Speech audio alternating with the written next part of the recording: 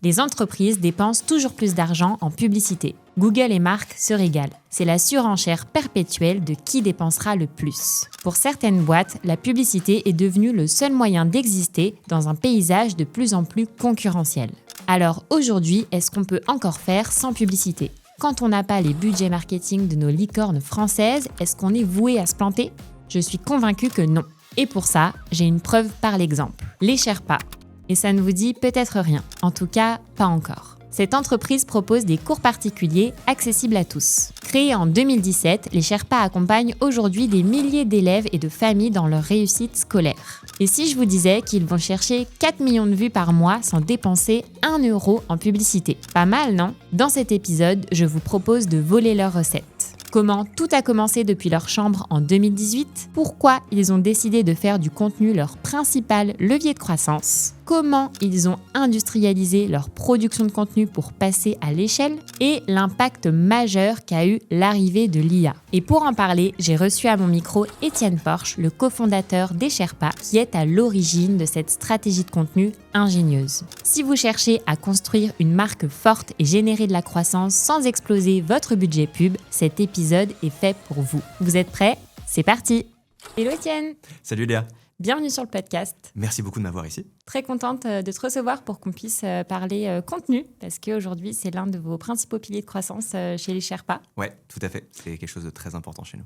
Et première question que j'ai envie de te poser pour rentrer directement dans le vif du sujet, c'est de savoir aujourd'hui quelle part représente le contenu dans votre stratégie d'acquisition ? Alors le contenu, ça a représenté jusqu'à 100% de notre stratégie d'acquisition chez les Sherpas au tout début et même pendant assez longtemps en fait. Aujourd'hui maintenant, on a un mix market qui est quand même plus diversifié. Je dirais que si on est vraiment sur le contenu et ce que ça nous amène en organique, ça doit être à peu près 30% de notre acquisition globale. Quand tu prends aussi en compte le fait que par exemple on produit certaines de nos publicités, ça va représenter je pense environ 50% de notre mix market global. Donc ouais, c'est quelque chose d'important chez nous. Ouais, ce qui est vraiment pas négligeable, quoi. Non, tout à fait. Et qu'est-ce qui a fait que du coup vous êtes dit, si on revient aux prémices finalement des Sherpas et de la création de contenu, que ça pouvait être un levier intéressant? Si tu peux nous raconter un petit peu l'historique. Alors je pense qu'il y a deux choses. La première chose, c'est que pour le coup, c'est un sujet que j'ai énormément porté et sur lequel j'ai une vraie appétence. Et ce serait, je pense, illusoire de se dire que ça n'a pas eu un rôle. Voilà, pour la petite histoire, moi j'ai fait beaucoup de photos, de vidéos pendant mes études. J'étais président de l'asso photo de mon école de co. Donc c'est un sujet qui m'a toujours passionné. Et en plus, j'ai fait un petit peu de politique. Donc j'ai vraiment pu comprendre le pouvoir de l'image, le pouvoir de la marque.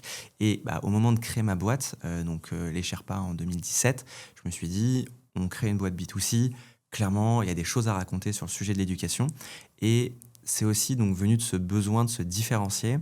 Parce que, tu vois, en me posant à l'époque sur un peu l'univers de l'éducation, moi, je m'étais dit, tout le contenu, il est super anxiogène, il est super old school, c'est pas très moderne, c'est pas très dynamique. Et en fait, ce que j'ai vu, c'est un boulevard pour nous, pour prendre la place d'une marque qui serait positive, qui donnerait envie d'apprendre, qui prendrait la parole différemment sur notre marché. Et long story short, ça a plutôt bien marché parce qu'aujourd'hui, on est la première communauté en termes de marque de soutien scolaire en France. On a plus de 500 000 abonnés, on touche plus de 4,5 millions de personnes tous les mois. Donc, en partant de zéro, je suis plutôt fier de la progression. J'interromps cet épisode pendant 30 secondes pour vous parler de mon sponsor, Brevo. En tant que marketeur, on a tous le même objectif, mieux convertir, fidéliser et gérer sa relation client. Mais en pratique, on se retrouve à jongler entre 10 outils pour gérer l'emailing, les automatisations et le CRM. C'est lourd, chronophage et clairement, ça freine les performances. C'est là que Brevo change la donne. Vous gérez tous vos canaux de communication depuis un seul et même outil. Email, SMS, WhatsApp, pop-up, formulaire, landing page, automatisation. Tout est au même endroit. C'est une solution simple, intuitive et 100% française. Et c'est celle que je recommande chaudement à mes clients. Et j'ai négocié pour vous une offre spéciale. Vous pouvez tester l'outil gratuitement et profiter de 50% de réduction pendant 3 mois sur votre abonnement. Pour ça, rendez-vous sur brevo.com/Léa50. Allez, on reprend l'épisode. Et quand on arrive ici, tu vois, justement, on se dit, ok, il n'y a vraiment pas de sujet, le contenu, c'était vraiment la bonne décision. Mais si tu reviens en 2017, où vous êtes que tous les deux à ce moment-là avec William, et que tu te dis, ok, le contenu, ça peut être une piste de croissance intéressante, par où est-ce que tu commences et qu'est-ce que tu lances en premier? Parce que c'est un projet ultra ambitieux de se dire on va créer du contenu d'une manière différente, avec un nouveau ton. L'ambition est grande. L'ambition, elle est grande et on commence avec des très petits moyens. Et en étant honnête, je pense que c'est aussi pour ça qu'on commence. Parce que t'as pas beaucoup de moyens quand tu te lances en tant que start-up. Et donc tu fais, on n'a pas de pétrole, mais on a des idées. Donc on va essayer un petit peu de faire parler de nous et de commencer cette stratégie de contenu dans cette logique de se faire connaître. Alors au début, c'est hyper simple, je tiens vraiment aussi à le dire. Bien sûr qu'aujourd'hui, pour toucher tout ce monde, on met des moyens, il y a des budgets, mais il n'y a pas besoin de mettre énormément d'argent pour se lancer dans le contenu. En revanche, après, il y a d'autres choses qui font que ça marche, j'en parlerai peut-être après. Mais au début, c'était hyper simple. Alors j'ai acheté une cam. Alors à l'époque, les téléphones n'étaient pas aussi performants aussi. Je pense qu'aujourd'hui, tu te lances avec un smartphone, ça suffit largement. À l'époque, j'avais acheté un appareil photo à 600 €, quelque chose comme ça, un micro, et c'est bon, t'es parti. Le plus important quand tu te lances, surtout si tu veux faire un peu de vidéo, c'est avoir un bon micro. Et après, pour les articles, il suffisait d'un ordinateur. Donc nous, dans l'ordre, on s'est créé en 2017. On a commencé en 2018 d'abord avec notre blog. J'ai écrit tous les premiers articles de ce blog, donc les 250-300 premiers articles. Donc ça a été un gros boulot pendant que William, lui, optimisait tout ce qui était SEO. C'était des petits acronymes qu'à l'époque, on a découvert. Ça nous a permis de commencer à obtenir de la croissance et d'avoir des choses chouettes. Et après, on s'est dit, OK, le blog marche bien. En plus, on voit que ça fédère une communauté. Est-ce qu'on ne ferait pas des vidéos ? Ça serait hyper cohérent et c'est un peu quelque chose de plus moderne, de plus dynamique. Yes, donc je me rappelle très bien, c'était fin 2019, je me lance, je savais pas monter pour le coup, je savais faire de la photo mais je savais pas monter. La partie photo, j'étais au clair dessus mais pas trop la partie vidéo, donc je me suis formé, j'ai appris tout seul, etc. Et à partir de là, on sort nos premières vidéos début 2020 c'est comme ça que ça commence. Voilà. Au début, je dirais, c'est vraiment une envie de te dire, OK, je vais essayer d'être un petit peu différenciant. Dans notre cas, on s'était aussi dit, on est sur un marché, comme je le disais, consumer, où il y a de la place pour une marque un peu différente. Et en plus, dans notre cas spécifique, on était les bonnes personnes pour l'incarner, parce qu'on était encore proche des études.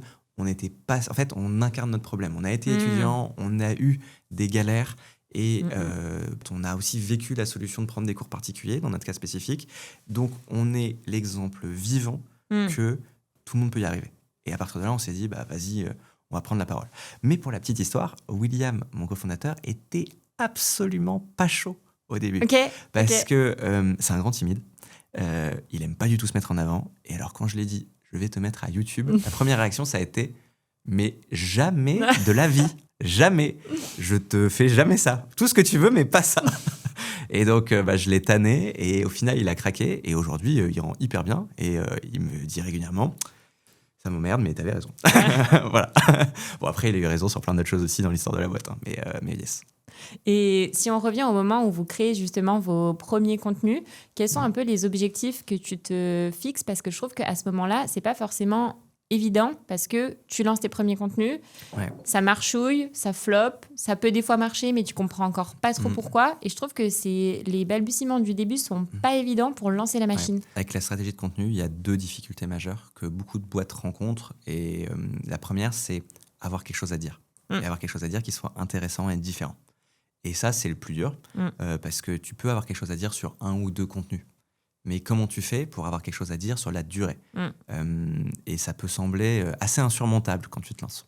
La bonne nouvelle, et ça c'est pour l'avoir vécu, c'est que souvent en fait quand tu commences à parler d'un sujet, il y a d'autres idées qui t'arrivent et ça fait un peu une sorte d'effet boule de neige. En fait les idées elles arrivent par grappes et donc tu les récupères comme ça et après tu te mets sur une grappe pendant un certain temps, tu ponces les idées du sujet et puis après tu passes à une autre, etc. C'est comme ça qu'on a commencé. Le deuxième truc, c'est la persistance. Il faut pas se lancer dans le marketing de contenu si tu es pressé. Parce que, clairement, les premiers résultats, ils ont mis 1 an à venir dans notre cas. Et c'était des résultats encourageants, mais modestes. Oui, vous n'avez pas pété les scores du jour au lendemain. Du tout. Je veux dire, nous, on a, les premiers articles que j'ai publiés sur notre blog, il y avait 5 personnes qui devaient la lire, et il y avait peut-être ma mère dedans en plus. Donc, qu'il avait lu 2 fois. Voilà, exactement. Donc non, faut vraiment être patient. Et justement, il y a aussi un sujet qu'on néglige, c'est l'enjeu de la diffusion. C'est-à-dire, tu vois, je savais que je faisais des bons papiers, par exemple, quand j'ai lancé le blog. J'étais super content de ce que je faisais, etc. Et voilà. Et au début, j'allais voir Will et je lui disais, ouais, il est vraiment bien cet article. Pourquoi est-ce que personne le lit? Et il faisait, ah, mais c'est parce que nous n'avons pas fait du SEO. Et voilà, on a appris les ficelles du métier au fur et à mesure. Alors, on était en plus sortis d'études, hein, donc vraiment, on n'y connaissait absolument rien. Mais je pense que c'est aussi le fait de faire au début et qui est hyper important parce que peut y avoir une tentation qui va être de se dire, ok, bah, je vais déléguer hyper vite. C'est une erreur. Et une erreur fondamentale.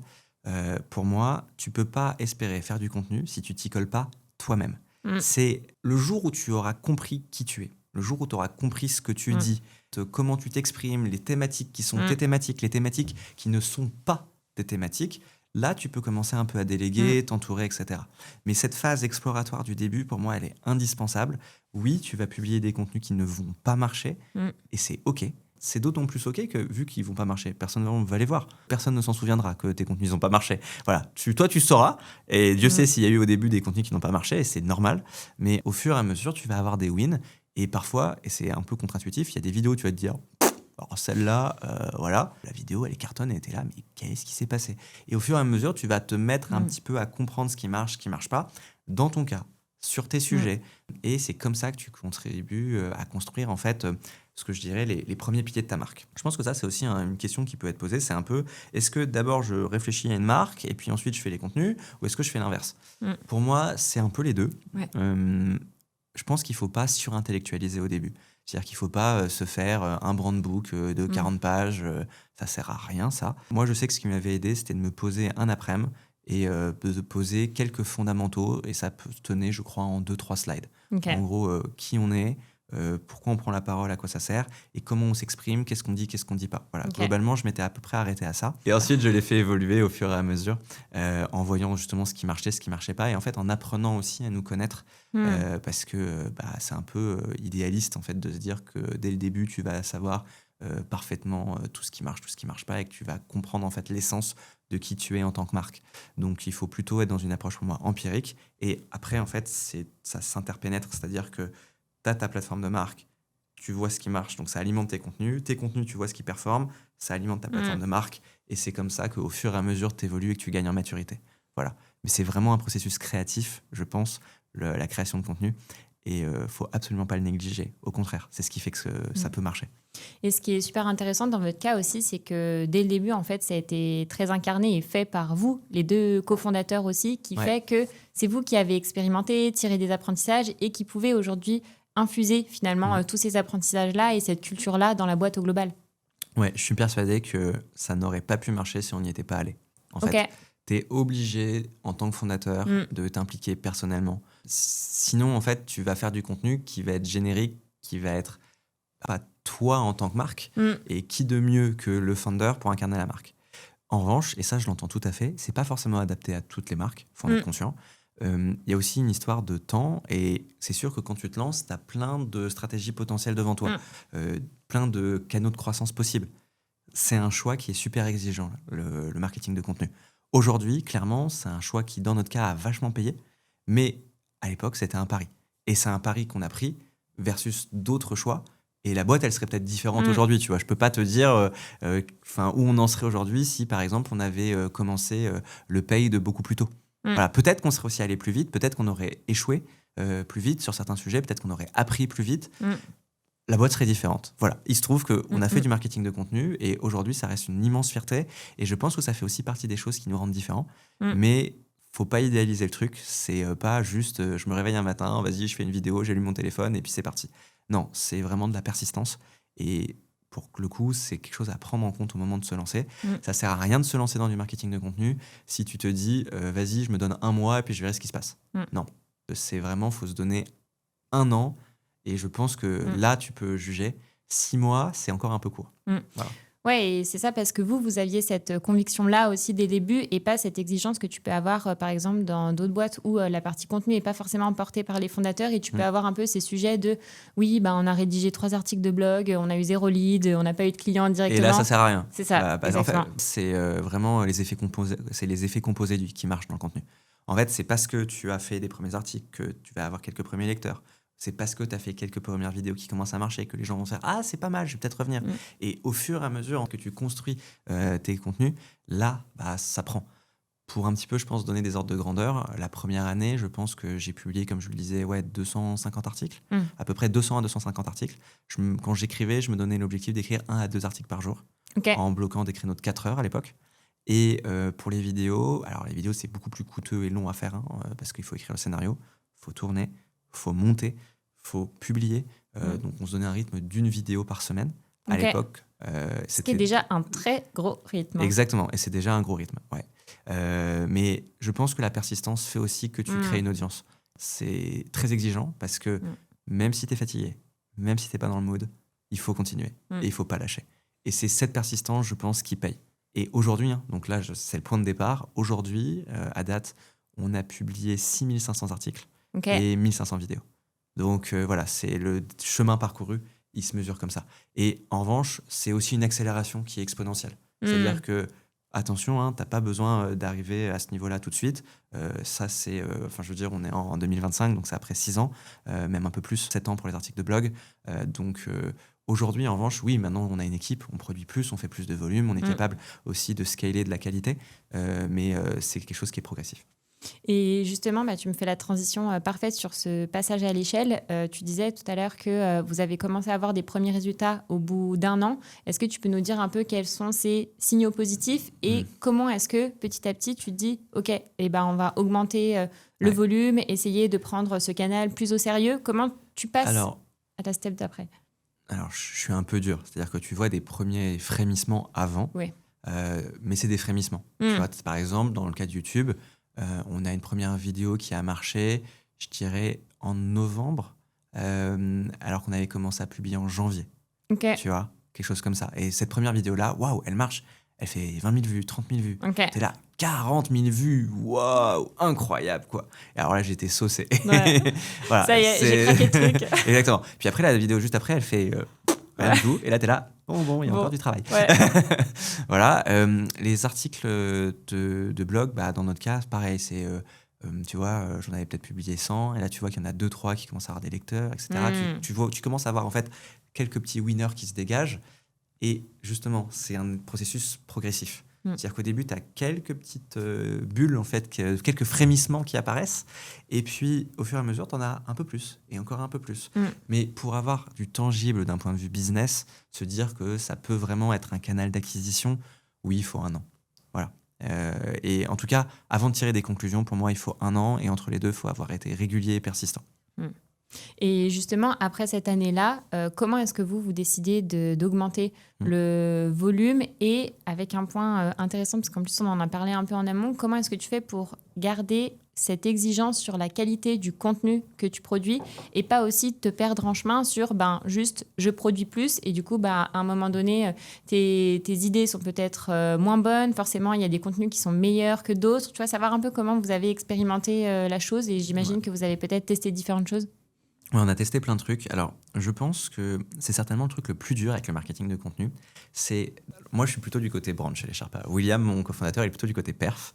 Et donc, forcément, William, il me demandait « Étienne, faut que ça grimpe. On tourne comme ça, vraiment vertical, faut que ça pousse là. » Ça marche, tu fais 2 fois plus et let's go. Et en fait, moi, ce que je lui ai toujours dit, c'est j'aimerais bien, mais la réalité du marketing de contenu, c'est que c'est pas linéaire. Pourquoi ? Parce que c'est des intérêts composés, on en a parlé, et parce qu'il y a aussi une dimension créative au marketing de contenu. Et je pense que c'est une erreur de le négliger. Pourquoi ? Parce qu'à un moment donné, tu vas peut-être avoir plein d'idées, et tu vas justement réussir à en faire plein, à une bonne vitesse. Et puis, il y a d'autres phases où tu vas vraiment être fatigué créativement. Tu as peut-être vécu toi aussi, tu vois, avec ton podcast, il y a des moments où juste t'es là, waouh, toutes les idées ont pas l'air terribles, t'as plus trop d'envie, tu sais plus trop ce qui pourrait intéresser ton audience, etc. C'est vraiment des choses qui sont documentées, c'est le processus créatif. Il y a des hauts, il y a des bas. Et à la fin, quand c'est toi qui produis tes contenus, quand c'est toi qui as l'idéation, bien sûr que c'est un muscle et qu'il y a des moments où tu te forces parce qu'il ne faut pas perdre la régularité de publication. Mais c'est pour ça qu'il faut mettre aussi en place un process qui te permet d'anticiper, d'avoir des idées, d'avoir en fait toujours de quoi poster pour pouvoir justement pouvoir affronter ces hauts et ces bas. Quand il y a des hauts, il faut être en mode trop bien, vas-y, j'en fais plein des contenus parce que là je suis à fond et j'ai plein d'idées, donc allons-y, on y va, trop bien. Et puis il y a des moments où il y a des périodes de vache maigre et c'est ok, il faut les accepter, il faut pas se culpabiliser non plus parce que sinon c'est très facile de se dire waouh, vraiment, j'ai aucune idée, ça va pas du tout. Et donc ça c'est quelque chose qu'il faut en fait aussi comprendre et accepter. C'est très dur en fait de demander et donc la partie perf peut avoir du mal à le comprendre parce que la partie perf elle va te dire ouais mais moi ce que j'attends c'est que tu sois régulier, il faut mettre le ballon au fond des filets tous les jours quoi, parce que sinon ça va pas.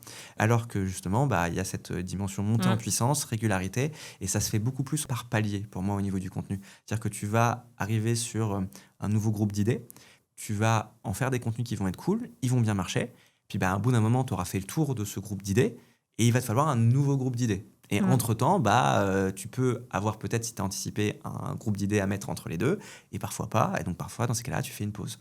Voilà. Et c'est très important, je pense, de ne pas poster pour poster. Il faut toujours avoir cette exigence d'avoir quelque chose à dire. Moi, un truc sur lequel je reste vraiment intolérant au possible vis-à-vis de ce qu'on produit, c'est sortir des contenus creux. C'est pas possible. Si vraiment il y a un contenu où je me dis non mais là franchement c'est des banalités, en fait je préfère ne pas le sortir, voilà. Et je préfère me dire je respecte mon audience, je fais des trucs qui sont quali, à partir de là quand j'ai des trucs à dire je les dis. C'est exigeant, ça veut dire que parfois aussi alors que tu pourrais publier, tu ne publies pas. Quand aussi tu es dans une démarche de oui mais il faut tenir un rythme, il y a une sorte d'injonction contradictoire. Voilà. Et c'est des discussions qu'on a eues souvent en interne. Je pense que c'est parce qu'on a toujours eu cette exigence par rapport à ce qu'on produit qu'au final on a réussi à creuser notre trou. Et ça me parle beaucoup ce que tu dis en effet, et c'est intéressant d'avoir un peu les coulisses finalement de toute cette création de contenu, parce que quand tu le vois de l'extérieur, tu te dis ah mais en fait trop cool, les Sherpas ils ont toujours des bonnes idées, c'est en fil continu etc. Mais en fait c'est pareil chez tout le monde, on a des bons et des moins bons moments, et ce truc de c'est là où c'est important de pas être en flux tendu. Moi c'est des sujets sur lesquels j'essaye de progresser aussi, parce que en effet quand tu es dans un mauvais mood, et c'est pas là où tu as envie de produire, sauf qu'il y a rien qui est prévu de sortie. Et c'est là où il faut assumer. Et c'est soit, du coup, tu acceptes de sortir des contenus de moins bonne qualité, soit tu te dis non, je ne les sors pas et moi, je suis de cette équipe-là aussi. Et tu as une dernière solution qui est de te créer des process. Tu vois. Et par exemple, moi, très vite, j'ai vu que c'était comme ça que ça fonctionnait. Donc, je me suis dit, OK, je vais me créer des process. Et donc, j'ai dans mon téléphone une bucket d'idées dans laquelle je peux taper quand j'ai pas d'idées. Justement, parce que souvent, en plus, ces idées, elles arrivent toutes ensemble. C'est toujours comme ça. Donc, si à un moment donné, c'est un peu plus compliqué, je tape dans ce réservoir à idées. Ce réservoir à idées, je le travaille. Et j'essaye, en fait, d'avoir un flux de production qui est continu, même si les idées, elles n'arrivent pas toujours au même moment. Et c'est ça, en fait, qui te permet de construire de la régularité. Et aussi, si à un moment donné, vraiment, tu te rends compte que le rythme que tu adoptes, il est trop ambitieux, il faut mieux avoir un rythme un peu moins élevé, mais régulier et qualitatif, qu'avoir un rythme frénétique où au final, pour tenir ce rythme frénétique, tu te retrouves à dégrader la qualité de ce que tu fais.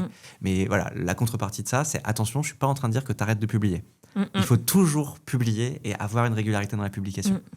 Oui, c'est là tout l'enjeu, je trouve, de ce côté industrialisation aussi, de dire comment est-ce que je fais pour augmenter le volume, mais en même temps en préservant la qualité. Tu commences à mettre des premiers process en place. Il faut que ce soit cadré, mais pas trop rigide non plus, pour pas te brider trop dans ta créativité. Et du coup, tu disais, donc vous, sur la partie idéation des idées, vous avez mis en place des process comme ça. Quelles sont les autres choses que vous avez pu mettre en place au fil ? Je pense qu'il y a plusieurs choses. Déjà, effectivement, il y a le fait d'avoir cette bucket list d'idées. Ensuite, tu te fais un Kanban sur le logiciel que tu veux. Nous, on utilise Notion. Franchement, c'est hyper simple. Et derrière, une vidéo, ça va être une carte. Dans la carte, tu vas avoir déjà les intentions au début. Quand tu notes l'idée, tu te mets un peu des trucs. Ensuite, ça va devenir un scénario. Le scénario, tu l'écris. Tu prends du temps pour aller au bout. Et une fois qu'un scénario est prêt à tourner, après, il passe en tournage. Derrière, il est en review. Et une fois que les reviews sont validées, on se demande toujours, est-ce que ça, c'est OK pour le sortir ? Et si oui, derrière, c'est publié. Et évidemment, on essaye de marcher aussi avec quand même des dates de publication et d'avoir de l'allonge. Le truc qui peut être très difficile quand tu es sur un process de marketing et de création de contenu, c'est de te retrouver contraint par ton rythme. Ça, on l'a déjà vécu. Ouais, ça, c'est dur. Tu souffres parce que tu te mets à vraiment devoir produire pour produire. Ouais. Moi, les solutions déjà que je trouve, c'est que j'essaie toujours qu'on ait en général 1 mois d'avance, mais pas plus non plus. Parce que si tu as trop d'avance, tu peux perdre en pertinence et te mettre à perdre en spontanéité. Donc, c'est un dosage. Il faut être confortable, mais pas trop. Et surtout, essayer en fait d'avoir un tout petit peu de buffer pour aussi pouvoir se permettre, par exemple, d'avoir un épisode que tu ne publieras pas parce que tu te dis non, lui, il n'atteint pas le standard. Et c'est OK. Voilà. Et ça fait partie des choses qui, je pense, nous ont aidés à lisser. Et après, c'est aussi t'entourer. Parce qu'au bout d'un moment, quand tu veux produire plus, quand tu veux avoir des rythmes un peu plus ambitieux, parce que forcément, il faut que les courbettes soient comme ça, et derrière, oui, tu commences à t'entourer pour que ce soit pas dépendant de toi, parce que pareil, au tout début, tu es un peu un orchestre. Moi, je veux dire, le premier studio YouTube, il était dans ma chambre, j'avais la caméra face à mon lit, mes parents se sont demandé ce que j'étais en train de faire à l'époque. T'as une light, t'as ton micro, t'as ton téléphone qui te sert de prompteur au début, t'es un homme orchestre. Sauf que quand t'es malade, en fait, ça tourne pas. Ça tourne pas. Sauf que, imagine, t'es malade. Moi, ça m'est arrivé, j'étais malade comme un chien, mais la vidéo, il faut qu'elle sorte parce que sinon, tu vas casser ta régularité. À la fois, c'est le lien avec ton audience que tu casses, mais c'est aussi les algos que tu perturbes. Donc, comment tu fais, quoi. Et c'est pour ça que, très rapidement, par exemple, moi, sur le montage, pour le coup, je me suis quand même rendu compte que c'était moi mon truc. Et donc, j'ai essayé de trouver un free qui nous a accompagnés, Olivier, coucou si tu nous écoutes, qui nous a accompagnés pendant 4-5 ans sur vraiment le montage, et c'est à lui que j'ai délégué le montage, parce que pour le coup, ça, j'ai vu que j'ai appris à le faire. Les tout premiers épisodes, c'est moi qui les ai montés, j'en ai fait 5-6, puis après, je me suis rendu compte, ok, c'est pas là où j'ai le plus de valeur ajoutée, et moi, dans mon cas, j'ai préféré mettre de la valeur ajoutée dans l'écriture, et je considère encore aujourd'hui que c'est là le plus important. Voilà. Okay. Et pareil, à l'ère de ChatGPT, on en parlera peut-être aussi un petit peu tout à l'heure, franchement, utilisez pas trop ChatGPT. Enfin, je vous le dis, mais sinon, vous allez faire du contenu qui va être insipide, qui va être hyper standardisé. Et c'est pour ça que vous n'allez pas réussir à émerger. Donc voilà, un vrai contenu, c'est un contenu dans lequel on a mis du cœur, dans lequel on a mis du travail, qui est authentique. Et c'est ce qui fait que cette stratégie de content marketing, elle est terriblement exigeante. C'est passionnant. Moi, j'adore produire du contenu, c'est trop cool. Mais oui, c'est pas un chemin facile. Et donc vous, aujourd'hui, vous n'utilisez pas du tout ChatGPT dans la création de contenu? Alors, on l'utilise, mais de manière très encadrée. C'est-à-dire qu'il y a une règle qui est extrêmement simple qu'on impose à tout le monde qui peut bosser chez nous. Tu commences par produire tes idées. Okay. Tu arrives sur quelque chose que tu estimes être une version finale, en tout cas où toi, tu estimes ne pas pouvoir faire plus. Okay. Et là, après, tu peux utiliser chat et te faire challenger par chat. Mais chat, dans un processus créatif, n'arrive jamais en premier. C'est la même chose que pour un benchmark. Okay. Tu peux utiliser du benchmark, parce que oui, c'est bien, tu vois, ça permet de t'assurer que tu n'as rien oublié, mais jamais en première intention. Pourquoi ? Parce que sinon, tu te fais bouffer créativement par ton bench ou par ChatGPT. Et à la fin, le problème d'un bench, le problème de ChatGPT, c'est que ça te ramène à la moyenne. Et si ça te ramène à la moyenne, comment tu fais pour être toi ? Comment tu fais pour être authentique ? Parce qu'à la fin, ce que les gens ils veulent, c'est toi. J'aime beaucoup cette phrase qui dit « Juste soyez vous-même, les autres, c'est déjà pris ». Okay. Et c'est tout à fait ça. Le but, c'est d'être toi et de trouver toi, alors en l'occurrence en tant que marque, mais de trouver ce qui fait ta singularité et d'être dessus. Et c'est pour ça aussi que c'est pas grave, en fait, si tu as d'autres acteurs dans ton industrie qui prennent la parole. Vous êtes différents, vous êtes des personnes différentes, donc vous allez trouver votre terrain parce que c'est lié à votre personnalité. Et je fais le lien avec le sujet de l'internalisation. Je sais que vous, aujourd'hui, chez les Sherpas, c'est une conviction forte que tu as de produire tout le contenu en interne. Est-ce que tu pourrais nous partager un petit peu ta réflexion là-dessus ? Comme je l'ai dit, le contenu, c'est toi.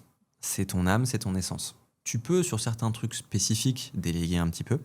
Mais pour moi, ça a toujours été hyper important d'internaliser à 100% la création de contenu ou à 90%, on va dire. Voilà. Ça veut dire que chez les Sherpas, aujourd'hui, sur la partie blog, j'ai une équipe de rédacteurs. Sur la partie vidéo, j'ai des scripteurs, des chefs de projet, des monteurs. Et je suis autonome pour pouvoir vraiment produire de A à Z un contenu. Et ça, c'est ce qui nous permet de mettre notre patte, d'être authentique et aussi de passer le sujet à l'échelle. Parce qu'au début, donc, j'ai rajouté un monteur et côté écriture d'articles, on a rajouté des rédacteurs. Ça peut être du freelance, c'est très très bien au début pour commencer. Mais ça te permet, en commençant à petite échelle, d'arriver à mettre un peu en place des fondamentaux de marque qui sont plus solides. Parce que là, tu n'es plus tout seul. Ta marque, au début, elle est dans ta tête. Tu sais ce qui est toi, ce qui n'est pas toi. Donc, quand tu commences à déléguer, il faut commencer à mettre en place une plateforme de marque, des guidelines. Qu'est-ce qu'on fait, qu'est-ce qu'on ne fait pas. Et là, ça ne peut plus être seulement intuitif. Donc ça, c'est la première étape. Ensuite, il y a le sujet aussi, qui est-ce que tu prends pour t'aider ? Parce que c'est pas pareil de recruter des personnes qui sont seniors, qui l'ont déjà fait, de personnes qui sont juniors. Mais même en fait, si une personne elle est senior, elle va quand même devoir comprendre ce que tu fais. Et nous, on a fait le choix d'avoir un peu des deux, parce que des personnes qui sont juniors, l'avantage c'est que tu peux en avoir un peu plus, donc ça te donne un peu plus de vélocité. Et des personnes seniors, oui, c'est bien parce que ça comprend le niveau d'exigence qu'il faut mettre, mais l'inconvénient, c'est que c'est onéreux.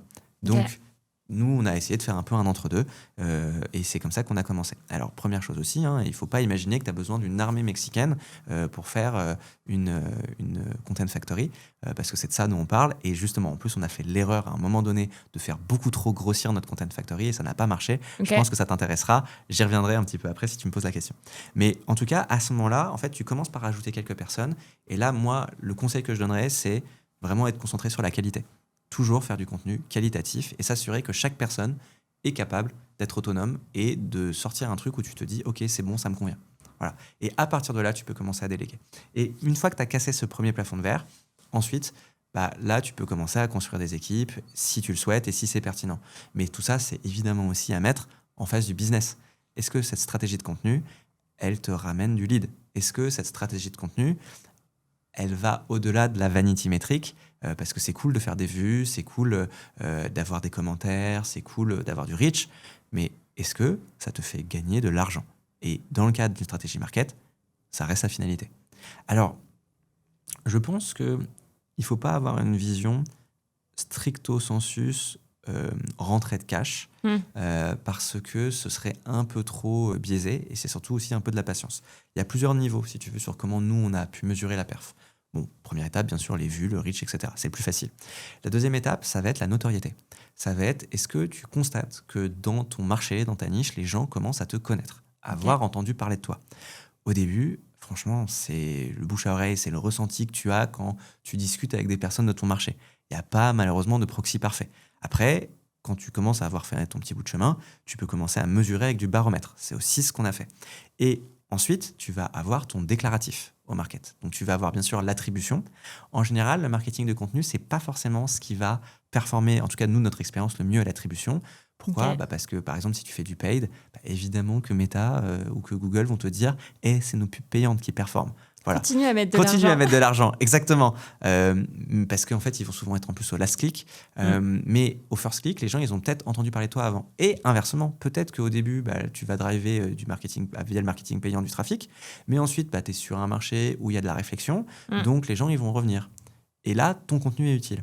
Donc nous, pourquoi on a aussi fait du marketing de contenu ? C'est parce qu'on est sur un marché où la décision de prendre des cours particuliers, c'est une décision en fait avec des touchpoints qui sont assez nombreux. C'est une décision qui est engageante pour une famille. On parle d'un budget qui est quand même important, c'est un effort financier.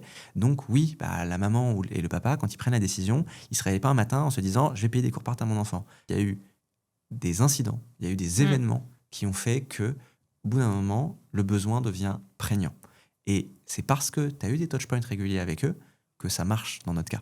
Donc évidemment, à adapter à votre business, à voir en fait ce qui est pertinent par rapport à votre cycle de vente. Mais nous, dans notre cas, on s'est rendu compte que les gens avaient des touchpoints réguliers avec nous et que ça nous permettait de créer de la préférence de marque. Et ça, à la fin, c'est quelque chose qu'on s'est mis à mesurer vraiment. Et je pense que le truc le plus marquant qui a, pour moi, confirmé ces années de travail, c'est quand on s'est mis à mesurer notre notoriété. On s'est mis à mesurer notre notoriété avant de faire nos premières grandes campagnes de noto payantes, parce qu'on a fait de la publicité dans les transports, à la radio, etc. Et donc ça, c'était en 2024. Et donc, 3 mois avant de lancer nos premières campagnes, on a fait un baromètre pour savoir où on était avant. Et donc, le seul effort marketing qu'on avait fait vraiment de manière très active, c'était notre marketing de contenu. Et on a été hyper fiers de découvrir qu'on était connu par 9% de la population française après à peu près 5 ans de marketing de contenu. C'est ouf. Ce qui est ouf, et ça te montre la force de ça. La deuxième chose, c'est que nos campagnes payantes ont aussi très bien fonctionné parce qu'il y avait déjà ce fond de personnes qui nous connaissaient. C'est plus facile de créer la confiance quand tu as déjà un peu de monde qui te connaît. Et au fond, pour moi, le marketing de contenu, et c'est là où on a souvent des petits débats avec la perf, où je leur dis, bien sûr, tu aimerais avoir des leads qui convertissent, etc. On en a, on le mesure. Mais est-ce que c'est la seule manière de mesurer la performance de ton marketing de contenu ? Pour moi, non. Pour moi, il faut aussi regarder toute la confiance que ton marketing de contenu génère. Parce que quand tu peux montrer que tu es expert, les gens ils se disent « Ok, ils savent vraiment de quoi ils parlent. Donc, j'ai plus envie de bosser avec eux. Ça crée de la proximité. Et tout ça, c'est des choses qui sont pas forcément faciles à mesurer et, entre guillemets, à monétiser si tu fais juste une mesure spot. Mais c'est vraiment un trend de long terme que tu construis couche après couche, pierre après pierre. Et à la fin des fins, tu vois les effets composés, clairement. Et le meilleur exemple de ça, nous, on a trouvé notre premier vrai gros investisseur grâce à nos contenus. Ou plutôt, c'est lui qui nous a trouvés. Il a consulté nos contenus, il a trouvé ça trop bien et il est rentré en contact avec nous. Au début d'ailleurs, parce qu'il voulait faire de la sponsor pour nos contenus. Et en discutant, le courant est tellement bien passé qu'il nous a fait, mais vous voulez pas, on travaille ensemble, on fait quelque chose de plus, quoi. Voilà. Et je trouve ça super intéressant en plus parce que moi, tu vois, qui suis du côté perf et qui m'intéresse beaucoup à tous ces sujets-là aussi, c'est pour ça que la partie contenu, brand, et c'est pour ça que je suis trop contente de te recevoir aujourd'hui. Tu as aussi ce truc de, moi, pour bosser avec différentes boîtes, tu vois clairement la différence. Alors, ça ne se mesure pas sur la boîte parce que c'est inhérent à la boîte d'avoir fait tout ce travail de contenu, de brand, mais des publicités équivalentes vont beaucoup mieux convertir sur une marque qui a fait tous ces efforts-là que sur une marque qui ne l'a pas du tout fait. Et c'est là où aussi, pour moi, c'est ce qui fait la différence aujourd'hui en publicité, où le contexte devient de plus en plus difficile, les coûts publicitaires sont de plus en plus chers, la concurrence est de plus en plus élevée. Et c'est là où toutes les marques qui ont fait ce travail-là sont récompensées. Et on le voit d'autant plus sujet d'actu avec toute la partie LLM, où tous les efforts faits sur la marque et sur le contenu sont récompensés. Et moi, je trouve ça chouette parce que c'est une certaine, j'allais dire, une forme de justice, et aussi la qualité est récompensée aussi pour tout ce qui a été produit les années d'avant. Et aujourd'hui, les boîtes qui n'ont pas pris ce tournant-là assez tôt en payent les frais aujourd'hui. Je suis d'accord avec toi. C'est sûr qu'aujourd'hui, ça crée des effets composés pour ceux qui ont anticipé et qui ont cru en ça il y a longtemps. Maintenant, je pense qu'il y a aussi une tentation aujourd'hui qui est de se dire c'est bon, avec ChatGPT, je vais faire plein de scénarios de vidéos et puis après les vidéos, je vais les faire monter par une IA, etc. Toujours l'extrême. Tu vois, voilà. Moi, vraiment, je pense que si vous voulez un marketing de contenu qui marche, c'est un dosage qui n'est pas simple, mais vous devez accepter de garder une dimension semi-artisanale. C'est-à-dire que l'industrialisation pure à 200%, ça ne marche pas tout à fait non plus. Et c'est vraiment... Vous allez faire dans ces cas-là des contenus, si je reprends mon exemple, mais il y a très peu de chances qu'ils performent super bien. Parce que, à nouveau, ce que les gens recherchent quand ils consomment du contenu, c'est de l'authenticité. C'est ce petit truc en plus. Et si on n'y met pas du jus de cerveau, c'est très dur. Donc en fait, il n'y a pas de raccourci. Avant, il y a toujours un marketing perf qui demande du boulot. Et Dieu sait que ça demande du boulot pour être performant en perf marketing parce que c'est beaucoup de réglages, beaucoup de petites choses. Et c'est la même chose en fait en brand. En réalité, il y a aussi du temps qu'il faut prendre en compte. Mais c'est sûr qu'aujourd'hui, pour moi, c'est pertinent d'essayer un peu de mêler les deux parce que ça se soutient et ça s'alimente l'un et l'autre et ça crée un cercle vertueux. Voilà. Mais de toute façon, faut être patient en fait. Sauf si tu as énormément de budget à mettre très vite. Mais tu vois, nous, c'est un exemple intéressant. On a un concurrent dans notre marché qui est rentré avec énormément de moyens à une époque. Mais des moyens vraiment démesurés par rapport, je pense, à tout le monde. Il a claqué tous ses budgets en perf et il est reparti. Parce que il n'a pas réussi à percer et à s'installer. Et je pense que alors évidemment ils peuvent encore revenir mais je pense que ça joue et que nous en tout cas le fait qu'on fasse les choses de manière authentique, qu'on ait construit une marque qui est différente, qui parle aux gens, je suis convaincu que ça fait la différence, que les gens en fait ils aient compris que notre mission chez les Sherpas, c'est de rendre les cours particuliers accessibles à tous et surtout que les actes aillent avec les paroles, qu'on fasse des contenus gratuits, que on participe à un effort de pédagogie. Ça, vraiment, les gens, ils le valorisent. Et à la fin, ils se disent qui j'ai envie de voir gagner, chez qui j'ai envie de consommer. Est-ce que j'ai envie de consommer dans l'énorme mastodonte là, qui m'abreuve de pubs, ou est-ce que j'ai envie d'aller chez ce player qui est authentique, qui me donne envie et qui, en plus, a construit un lien cool avec moi parce qu'il a commencé par m'aider avant de me demander de l'argent ou de me vendre un service. Et pour autant, je rebondis donc avec un petit peu de retard, mais je n'ai pas oublié justement sur le fait de faire grossir trop vite sa Content Factory. Du coup, vous êtes passé par là aussi à un moment donné et ça m'intéresse que tu puisses nous partager un petit peu les écueils que vous avez pu avoir.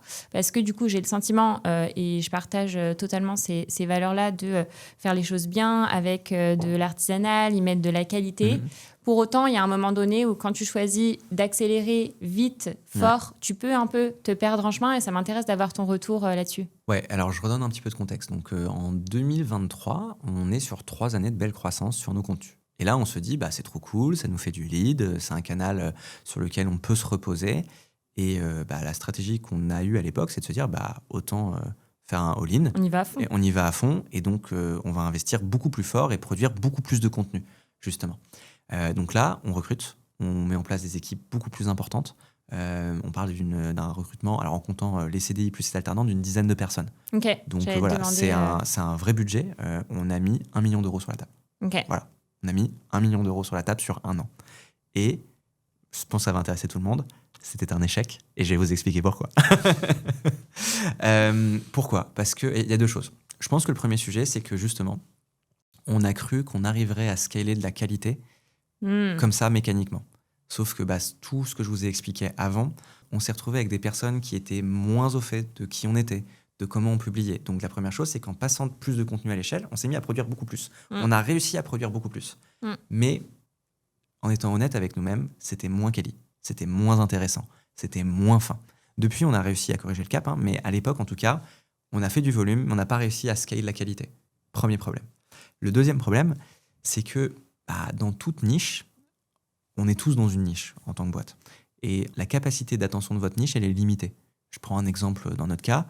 En fait, les élèves, ils sont intéressés par des conseils pour réussir leurs études, bien sûr. Est-ce qu'ils vont regarder 15 conseils par semaine pour réussir leurs études ? Non. Ouais. Parce que c'est pas du divertissement. Et c'est ça, en fait, la limite. C'est-à-dire qu'au bout d'un moment, donc, on a produit tous ces contenus qui, déjà, étaient un peu moins bons, dans le fond. Et en plus de ça, la capacité d'attention de l'audience, elle n'a pas bougé. Donc, le nombre de vues qu'on faisait, c'est divisé sur le nombre de contenus qu'on a produits. Avant, je produisais moins de contenu, ils faisaient plus de vues. Tout d'un coup, je produis plus de contenu et ils font moins de vues par contenu et à peu près le même nombre de vues autrement. Alors oui, on a eu un petit incrément, peut-être 10-20% d'augmentation, mais quand tu fais les maths, tu t'y retrouves absolument pas. Il y a un deuxième point, je pense, qui nous a pas aidé, c'est qu'on a fait ce choix pile l'année où ChatGPT est sorti. Okay. Et ça, pour le coup, ça a été très dur. Ouais. Parce que, alors, on pouvait pas l'anticiper, vraiment. Mais ChatGPT sort de mémoire en octobre 23 ou en novembre 23. Et c'est pile le moment où nous, on accélère. Et on se rend compte que ça baisse encore plus le niveau d'entrée pour les contenus. Ça baisse le niveau d'entrée pour du contenu peu qualitatif, cheap. Donc, ça fait que plein de gens se mettent à poster du contenu qui n'est pas très quali. Les gens se retrouvent dans un océan de contenu qui est très semblable, pas hyper intéressant. Donc, au contraire, aujourd'hui, pour exister, il faut mieux faire de la qualité. Et c'est ce qu'on essaye de faire. Et donc, long story short, ça n'a pas marché. On a aussi vu les performances business qui n'étaient pas au rendez-vous. Donc, on a corrigé le cap. Ça a été dur parce qu'on s'est séparé de certaines des personnes qu'on avait recrutées. Le pari n'a pas fonctionné. Voilà, donc c'est jamais un moment agréable, mais c'était nécessaire. Et aujourd'hui, on a reconstruit ces équipes contenu de manière plus resserrée, plus lean. Et je pense qu'on arrive à un moment où on a trouvé un dosage qui commence à être satisfaisant. C'est-à-dire que aussi, et c'est peut-être le dernier enseignement, tu peux quand même faire augmenter ta piscine de personnes intéressées par tes contenus, mais avec le temps. C'est-à-dire que tu vois, nous, on est arrivé avec un choc de production hyper fort à un instant T, l'audience, elle n'y était pas prête. Si tu es régulier, que tu es patient, qu'au fur et à mesure, avec le temps, tu mets de plus en plus de contenu sur ta thématique, va y avoir une appétence qui va se construire. Les gens qui sont intéressés vont peut-être en parler à leurs potes, etc. Donc, ta piscine de personnes intéressées grandit aussi avec le temps. Et là, il y a plus de personnes qui peuvent accueillir tes contenus. Mais à nouveau, nous, ce qu'on a vraiment appris, c'est que c'est un marketing du moyen-long terme, le marketing de contenu, et que tu ne peux pas griller les étapes et que ça sert à rien de te dire demain, je fais 100 vidéos par mois, si aujourd'hui, tu en fais déjà 10 et c'est déjà très bien. Il faut y aller par incrément et je pense quand même qu'il y a un vrai sujet de qualité pour ceux qui nous écoutent. Faites moins, faites mieux. Ouais, il faut accepter que ça prend du temps. Ce temps-là aussi, il est incompressible et tu n'as pas de contrôle sur... Là, on accélère, on va faire X fois plus de contenu. Ça fait partie du...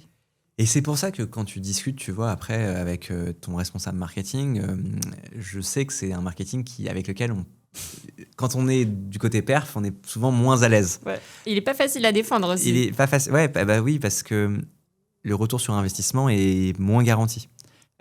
Mais je pense que pour une boîte qui veut devenir pérenne, pour une boîte aussi qui veut réussir à ne pas être une junkie du paid, je pense que c'est important d'essayer quand même, et de tenter sa chance. Voilà. Peut-être que ça marchera, peut-être que ça marchera pas. Soyez persistant, essayez de faire de la qualité. Et si jamais vous avez la chance de percer, bah franchement, c'est trop bien. Et vous allez vous construire quelque chose de différent et ça va vous aider. Mais oui, c'est un pari qui est coûteux en temps, surtout que c'est du temps des fondateurs. Donc c'est du temps qui coûte très cher parce que bien sûr, ça veut dire que c'est des sujets en termes de charge cognitive. Je ne parle même pas en termes d'argent de ce que coûte un fondateur parce qu'on n'est souvent pas les personnes les mieux payées de la boîte. Mais c'est surtout d'un point de vue charge cognitive, capacité du fondateur à traiter des sujets. Tu vois, moi, j'investissais quand même 1 à 2 jours par semaine dans cette stratégie de contenu.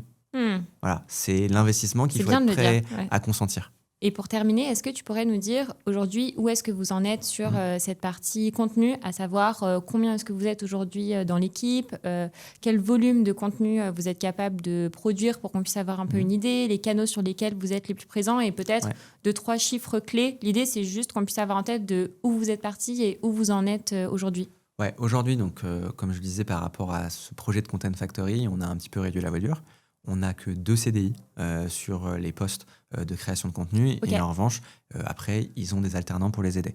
Voilà. Donc, on a aussi, au début, on avait fait vraiment des équipes de taille semblable entre contenu écrit et contenu vidéo. Aujourd'hui, l'équipe vidéo est un peu plus grosse parce que avec ChatGPT, tu vas beaucoup plus vite sur l'écrit. Et c'est aussi, je pense, des usages qui ont un peu évolué. Alors que la vidéo, pour moi, c'est quelque chose qui a quand même un peu plus d'avenir. Donc voilà, tu crées un lien avec ton audience qui est un peu plus forte. Mais je pense que ces choses-là, elles sont aussi en train d'évoluer parce qu'en ce moment, on voit beaucoup de gens qui se lancent sur la vidéo et ça va faire la même chose. C'est-à-dire que là, moi, ce que j'ai décrit à l'échelle de la marque, il va se passer la même chose sur les réseaux sociaux. La capacité d'attention des gens, au global, elle est limitée. Si beaucoup plus de gens se lancent, au bout d'un moment, le nombre de vues par vidéo va se mettre à stagner. Donc, à nouveau, c'est pour ça qu'il faut se lancer en ayant un projet réfléchi, en ayant réfléchi à ce qu'on souhaite dire et en ayant un message qui, je pense, a été maturé. Même si tout ne peut pas être prévu en amont, je pense que pour que ça marche, il faut choisir un angle et quelque chose qui fasse qu'on est différent.